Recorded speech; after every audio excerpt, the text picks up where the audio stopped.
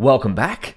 So we're working towards creating Food Vision Big. And in the last video, I challenged you to download the Food 101 dataset. So I trust you gave it a go. There's a different section of the dataset for training and test data. So that may have been the little trick you might have stumbled upon, because I know I definitely have. So let's, from Torch Vision, import datasets. And we're going to set up our data directory. Even though we already have one, we're going to do it anyway. So from path lib, import path, and our data dir is going to be, of course, path data. And then we can get the training data.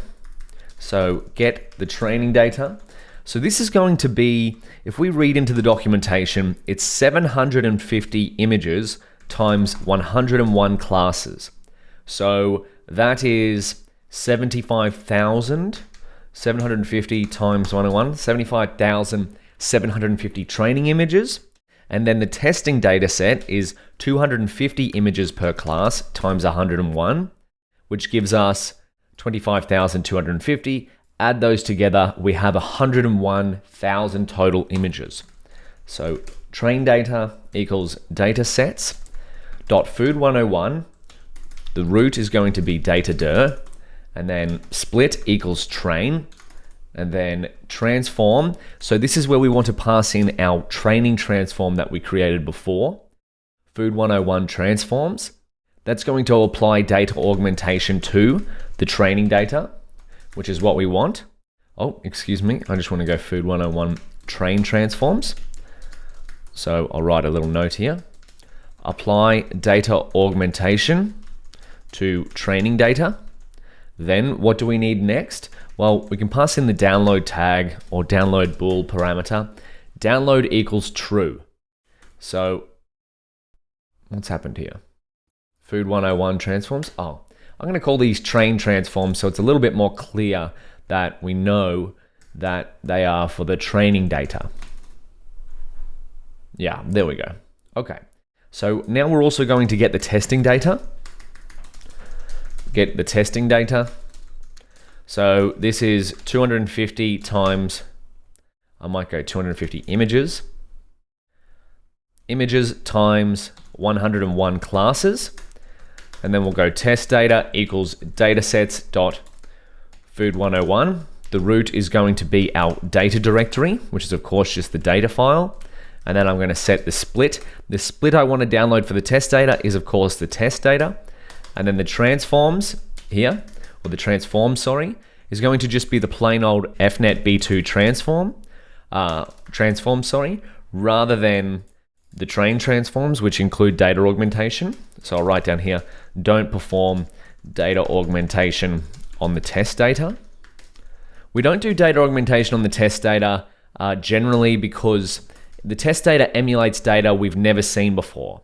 So we're trying to emulate with the test data from the real world. So download equals true.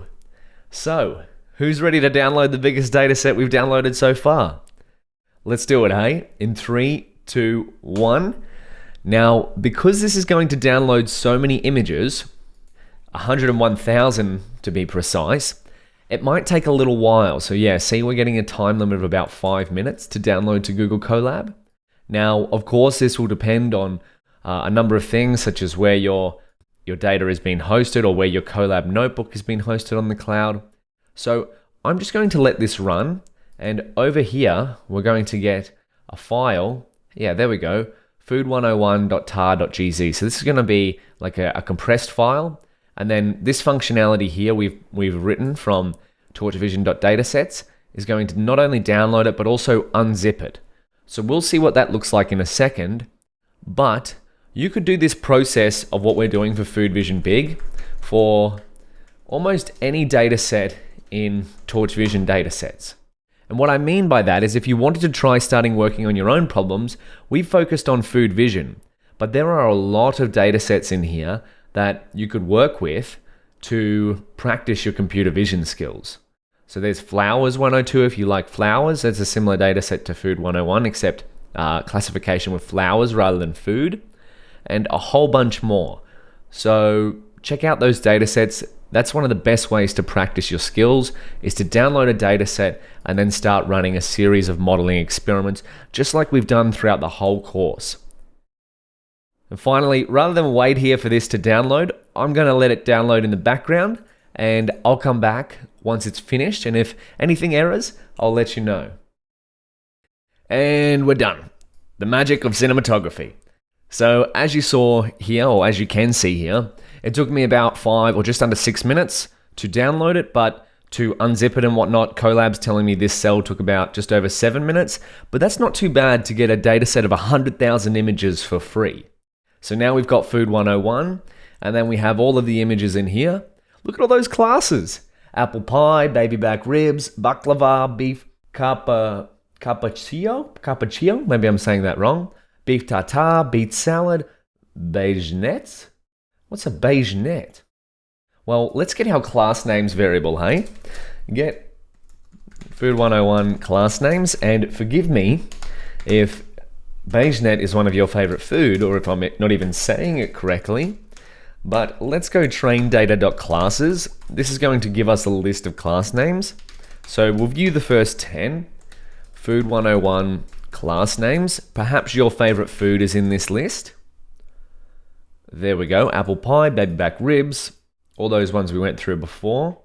Churros, clam chowder, cupcakes. Oh, I love cupcakes. Donuts, eggs benedict, filet mignon, fish and chips, frozen yogurt, fried rice. Okay, this is going to be much more exciting when we deploy it as Food Vision Big. There's a fair few different classes here. Guacamole, gyoza, hamburger. Okay, that's enough. I want to look up what beignets are. What's a beignet? Oh, they look delicious. Fried dough food. Beignet is a type of fritter or deep fried pastry, usually made from yeast dough in France. Oh my gosh. Delicious. Okay, I'm a fan of beignets. So, all right, let's stop doing that. We've got a data set. So now what do we have to do? Well, how about, this is 101,000 samples. But to keep our experiments quick, again, we're not stopping experimenting just because we're in Milestone Project 3. Let's create a subset of this data set so that we're not trying to fit on 101,000 examples. We can train a model quite quickly, deploy it, see if it works. If it works, we can then, of course, come back and train it on all of the data. So that's what we'll do in the next video. We'll create a subset of the entire Food 101 data set. I'll see you there.